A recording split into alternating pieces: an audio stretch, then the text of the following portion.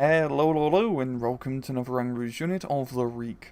And today we're taking a look at the M3 HAL 105mm infantry gun. The M3 Howitzer was designed as a light howitzer to be issued to airborne troops. It was a rather simple design, as they just got the 105mm M2 howitzer and put it on a carriage of the 75mm pack howitzer. These would first see service in 1943, and before the war's end, over 2,500 would end up being produced. In service, they would be organised into cannon companies to be used as a close fire support gun.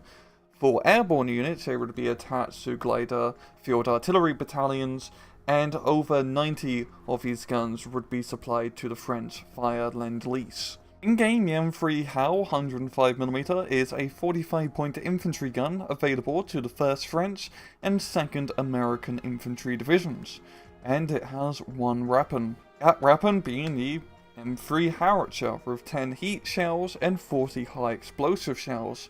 The high explosive shells are pretty standard of a gun of this caliber, lots of damage, slow rate of fire, but you do have that lovely 2-kilometer range. The heat shells are surprisingly pretty effective. They're not the most accurate thing in the world, but they can penetrate 130mm of armor, meaning that most Panzer IVs and Stugs are gonna have a very nasty time if they do get hit, and even have the possibility of blowing up Tigers and Panthers with the heat ammunition. You only have a 1.5 km range, but that's still pretty respectable, and also because it is heat, even at the maximum range at 1.5 km, you're still going to be doing maximum penetration at 130mm. Up down to miscellaneous stats, it has a 6-man crew with good optics, very good stealth, and heavy cargo space. In battle, the M3 is pretty much a rather standard infantry support gun, like with the Russian or the German runs, but the Western allies don't really get that many infantry support guns, so this is a bit of a rarity.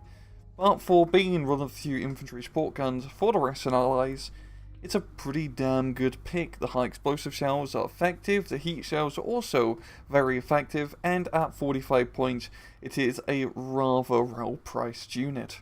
And this is a pretty useful unit for divisions that it is available to, the 1st French and the 2nd American Infantry, as both divisions are lacking in direct fire support high explosives, as both don't have a whole lot of frontline tanks, especially Shermans, so throwing in a few M3 howitzers is pretty damn useful to help supplement that issue. It has decent availability with both divisions at 2 cards of them, and with a availability pattern of 3 in A phase, 6 in B phase, and 9 in C phase unvetted, which is pretty generous, I'd have to say.